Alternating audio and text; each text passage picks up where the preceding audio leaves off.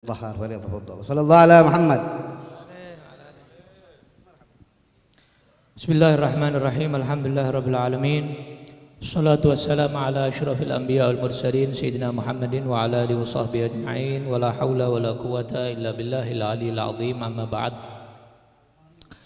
Yang sama-sama kita hormati sahibul majlis, beliau Al-Habib Hasan bin Ja'far As-Saggaf. Mudah-mudahan beliau diberikan panjang umur oleh Allah dalam keadaan sehat wal afiat fi taatillah taatir rasul, Allahumma amin. Beliau Al-Habib Alwi Al-Attas juga mudah-mudahan beliau panjang umur, berikan kesehatan afiat fi taatillah taatir rasul. Dan di samping saya Syekh Nabil bin Sumair, dan juga ada host Robitoh ini, siapa? Isa Al-Kaf, Masya Allah. Saya diantar sama dia tadi. Hadirin hadirat rahimakumullah. Alhamdulillah kita berada pada rumah yang insya Allah penuh dengan berkah. Tadi Habib Hasan bisikin saya, ada kakek saya di Semarang, namanya Habib Ahmad bin Abdullah Al-Attas. Jadi anaknya Empang, Habib Ahmad di Semarang. Nah, saya juga sudah sering ziarah kepada beliau. Ini nyambung nih, alhamdulillah, alhamdulillah. Saya juga sering tawasul ke Habib Hasan bin Abdurrahman Al-Musawa. Itu Habib Hasan bin Abdurrahman itu bisannya Habib Abdullah bin Muhsin Al-Attas, ada di Semarang juga. Alhamdulillah. Penuh rumah yang penuh dengan foto-foto para wali, alhamdulillah. Ada fotonya Habib Bakar Gresik, Habib Soleh Tanggul, Habib Abdullah bin Faqih, Habib Umar bin Hafid, Masya Allah. Rumah yang dipenuhi dengan foto-foto para wali, minimal ada walinya di rumahnya, alhamdulillah. Kita juga begitu. Kita juga di rumah kita dipasangin foto-foto orang-orang yang soleh, foto para wali, karena mereka tuh ngawasin kita. Pernah ada satu kejadian di Hadramaut, muridnya Al-Habib Hasan bin Abdullah Syatiri itu pasang fotonya Habib Hasan di kamar pengantin baru. Jadi kamarnya mungkin pengen barokah gitu ya, itu di kamarnya dipasang foto Habib Hasan. Besoknya ketika rohah sama Habib Hasan, dipanggil tuh anak tuh yang pengantin baru itu, foto saya jangan ditaruh di situ, kata Habib Hasan. Pindah keluar, katanya Habib Hasan. Foto para wali itu seperti CCTV, ngawasin. Kita ini diawasin sama mereka, Masya Allah. Pernah Habib Abu Bakar Attas Al-Habsyi di Saudi sana, sezaman sama Habib Abdul Qadir bin Ahmad As-Saggaf Al-Qutub. Habib Abu Bakar Attas Al-Habsyi ini paling gak seneng difoto. Ada orang minta foto tuh, gak usah, keras, bab foto ini keras beliau. Kebetulan suatu saat ada orang yang minta foto sama beliau. Itu pas ada Habib Abdul Qadir bin Ahmad As-Saggaf Qutub. Ini beliau nolak, gak usah foto. Habib Abdul Qadir bilang, hei Abu Bakar, saya mau tanya sama kamu, kalau saat ini ada fotonya Faqihil Muqaddam, kamu pajang gak di rumah kamu? Kalau saat ini ada fotonya Syekh Abdul Qadir Al-Jilani, kamu pengen gak punya itu? Kalau saat ini ada fotonya Habib Abdullah Al-Haddad, Habib Umar bin Abdurrahman Al-Attas, para habaib yang lainnya, kamu pengen gak pasang? Ya pengen. Sama, nanti orang-orang setelah kamu, generasi setelah kamu juga pengen punya fotonya kamu. Foto gak apa-apa foto. Akhirnya diperintahkan mandat langsung Habib Abdul Qadir bin Ahmad. Jadi golongan sufi zaman now, sufi suka selfie. Alhamdulillah. Insya Allah hadir di sini ya. Para sufi hadir di sini. Alhamdulillah. Jadi begitu. Dan setan juga takut melihat foto-foto para wali, itu takut. Habib Umar bin Muhammad bin Salim bin Hafid pernah mengkiaskan dengan hadis Nabi tentang Sayyidina Umar bin Khattab radhiyallahu anhu. Nabi pernah bilang begini, innallaha la yafraq min dhilli Umar. Sesungguhnya inna syaitan la yafraq min dhilli Umar. Sesungguhnya setan itu menjauh dari bayangannya Umar bin Khattab. Bayangannya itu setan sudah menjauh. Kata beliau sama seperti foto-foto para wali itu. Setan ketika melihat foto para wali, mereka kabur. Jadi yang ada malaikat rahmat di rumah kita ketika foto para wali ditaruh di rumah kita. Alhamdulillah. Dan alhamdulillah yang tadi barusan kita baca itu luar biasa. Itu Hadrah Basaudan. Hadrah Basaudan. Basaudan ini dari kalangan masyayikh. Beliau tinggal ada di kota namanya Doan di Khrebeh. Makamnya ada di sana, di Doan di Hadramaut. Syekh Abdullah ini tinggal di zaman emas, di zaman Abadilah Sab'ah. 7 yang bernama Abdullah sezaman wali besar semua. Sama seperti di zaman Nabi ada 7 sahabat Nabi namanya Abdullah semua, sahabat hebat semuanya. Abdullah bin Mas'ud, Abdullah bin Zubair, Abdullah bin Umar, banyak. Di zaman Syekh Abdullah bin Ahmad Basaudan, 7 Abdullah hidup kembali itu, warisan dari Rasulullah Sallallahu Alaihi Wasallam.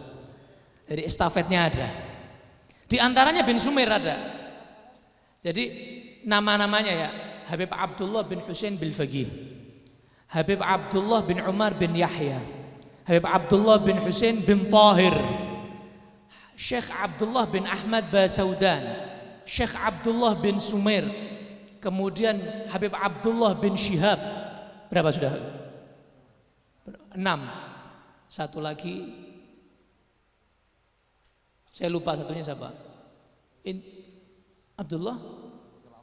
Lah, sebelumnya itu. Nah, setelahnya itu. Intinya ada 7. Jadi ada 7 Abdullah hidup sezaman, semuanya murid seorang. Namanya Habib Umar bin Saggaf. As-Saggaf As-Sofi. Beliau Umar bin Saggaf ini punya zawiyah, satu tempat begitu kecil. Itu di dekat kota Sewun, namanya daerahnya Saum. Itu di kota kecil zawiyah itu keluar 40 wali kutub semuanya. Dari situ muridnya 40 wali kutub semuanya. Di antaranya Habib Hasan bin Shalih Al-Bahr, Habib Ahmad bin Umar bin Sumaid, dan 7 Abdullah tadi muridnya beliau semuanya. Ya. Jadi luar biasa, makomnya luar biasa, makomnya Syekh Abdullah bin Ahmad ini luar biasa. Dan Syekh Abdullah ini terkenal Salman di zaman itu. Jadi sebagaimana Rasulullah menyatakan kepada Sayyidina Salman yang dari Persia, bukan orang Arab, orang Ajam, orang Persia, dulunya orang Majusi, penyembah api. Tapi karena ikatan batin, ikatan erat dengan Rasulullah dan Ahlul Bait, sampai Rasulullah bilang, Salman minna Ahlul Bait. Salman ini Ahlul Bait, kata Rasulullah. Salman ini golongannya kita kok, orang kita sendiri. Padahal gak ada hubungan darah sama Rasulullah, orang Arab aja bukan. Tapi dianggap saudaranya Rasulullah Sallallahu Alaihi Wasallam. Nah, Syekh Abdullah bin Ahmad Basaudan juga seperti itu. Para wali, habaib di zaman itu juga mengibaratkan, ini Salman zaman now ini. Ini Salmannya sekarang ini. Ini Sayyidina Salmannya sekarang ini, karena mahabbah yang luar biasa kepada para Ahlul Bait. Beliau itu terkenal kalau habaib lewat di rumahnya Syekh Abdullah Basaudan, itu sudah kalau bawa keledai atau bawa unta, nggak boleh ada santrinya yang mandiin untanya atau keledainya habaib. Beliau sendiri. Jadi beliau sendiri, nggak boleh murid-muridnya, jangan, saya sendiri. Ini khidmah saya untuk keluarga Nabi Muhammad Sallallahu Alaihi Wasallam. Itu Syekh Abdullah bin Ahmad Basaudan. Nah, Hadrah Basaudan ini sebetulnya dulu sebelum Basaudan itu Al-Bar. Jadi awal itu Hadrah Al-Bar. Jadi ada habaib marganya Al-Bar. Masih belum sebanyak ini, sedikit. Ada lagi tambahan dari Habib Ahmad bin Muhammad Al-Muhdhar, Guereh, Hadramaut. Habib Ahmad bin Muhammad Al-Muhdhar ini juga luar biasa. Ahmad Muhammad Muhdhar ini mudah-mudahan percaya semua ya. Saya mudah-mudahan di sini insyaallah percaya cerita salah Habib ya. Insyaallah percaya semua, sudah didikannya Habib Hasan insyaallah. Habib Ahmad bin Muhammad Al-Muhdhar ini dulu kecilannya nakal. Dipondokin sama orang tuanya syarot, kabur. Dipondokin sama orang tuanya kabur. Tapi enggak pulang ke rumah. Pergi ke atas gunung. Di sana di Hadramaut sana, di Doan sana. Di gunung itu ada satu makomnya Syekh Bahrun Nur namanya. Terkenal di situ, diziarahi di situ. Syekh Bahrun Nur. Syekh Bahrun Nur sudah meninggal berapa abad yang lalu, sudah lama. Habib Ahmad ini masih kecil. Berangkat ke situ ketemu sama orang tua, udah syebeh begitu, udah tua, ketemu. Baratnya kayak ditanya, mau kemana wahai Sayyid? Saya di pondok dipecut sama ustadz saya kabur. Saya nggak terima dipecut sama ustadz saya kabur ke sini mau cari tempat. Udah, antum belajar sama saya aja. Nggak pakai pecut tapi ya? Nggak pakai pecut, nggak pakai cambuk. Antum belajar sama saya sampai selesai. Di akhir belajar sampai Habib Ahmad ini alim. Ini sama orang tua satu ini aja. Pulang ke rumah, orang tuanya kaget. Kamu ini dari mana aja? Di pondok nggak ada, dicariin nggak ada. Kata Habib Ahmad, saya baru dari sana belajar sama orang. Di sana nggak ada apa-apa. Di sana itu adanya cuma kuburan. Kamu belajar sama siapa sana? Ada namanya Syekh Bahrun Nur. Ya Allah, itu tuh sudah meninggal lama. Berarti gurunya dari Ahlul Barzakh. Masya Allah, dari Ahlul Barzakh gurunya. Nah ini percaya nggak percaya terserah ya. Ini kenyataan. Makanya ketika Habib Ahmad bin Hasan Al-Attas pergi ke Mesir, itu master ilmu di Mesir itu penasaran sama ilmunya Habib Ahmad bin Hasan. Habib Hasan nggak kelihatan, matanya buta. Ketika semuanya ceramah, nggak ada yang nangis. Terakhir Habib Ahmad bin Hasan Al-Attas berdiri, nggak pakai ceramah, cuma Allahumma hdina fiman hadait, doa kunut, nangis semuanya.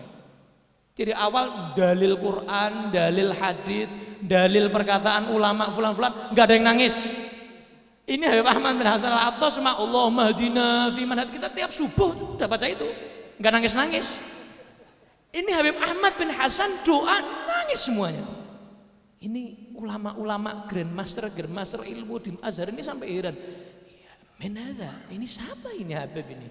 Masya Allah ini. Tanya, Masya Allah antum bicara sedikit sudah mereka merasuk ke semuanya, nangis semuanya. Akhirnya sampai ada hubungan antara mereka, murasalah, surat menyurat. Habib Ahmad pulang sampai ke Huraidah, Hadramut, disurat sama guru-guru dari Mesir. Habib, kita minta ijazah dari antum. Suratnya begitu isinya. Sampai ke Habib Ahmad. Bisa balas, kalian minta ijazah dari al-ahya atau dari al-amwat? Minta ijazah dari yang guru saya yang hidup atau yang sudah meninggal? Yang saya dapat dari orang-orang yang sudah meninggal ahli barzakh. Mau minta yang mana? Sampai ke orang-orang yang ada di Mesir bingung.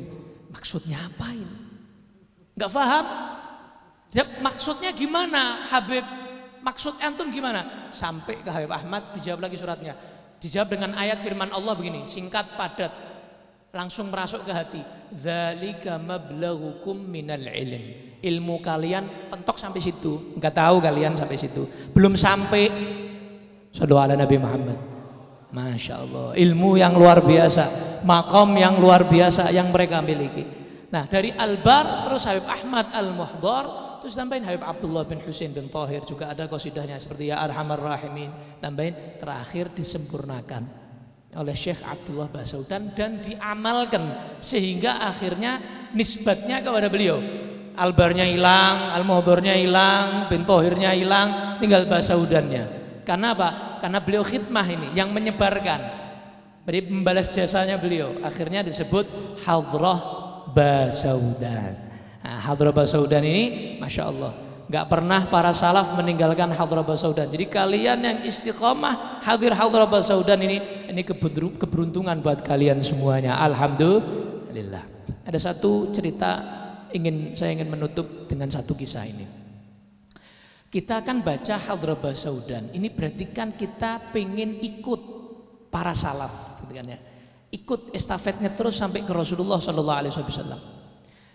Kita ikut walaupun kita mungkin nggak paham, walaupun kita mungkin belum setengah aja belum, apalagi 100% untuk ngikutin. Walaupun mungkin kayak zakat baru 2,5% ngikutnya Rasulullah, ngikutnya para salaf, labas, nggak apa-apa, lanjut. Karena itu OTW ke hidayah, OTW ke kesempurnaan insya Allah. Amin Allahumma amin. Ada satu kisah ini tadi di Robitoh saya sampaikan ini saat podcast. Jadi kisah ini dari guru kami Habib Salim Syatiri. Habib Salim Syatiri pernah cerita.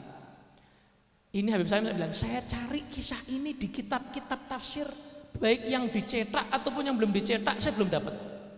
Jadi ilmunya salaf luar biasa. Saya dapat ini dari Al Habib Muhammad bin Hadi As-Sagaf. Muhammad bin Hadi ini muridnya Habib Ali Habsyi Sahibul Maulid. Ceritanya begini.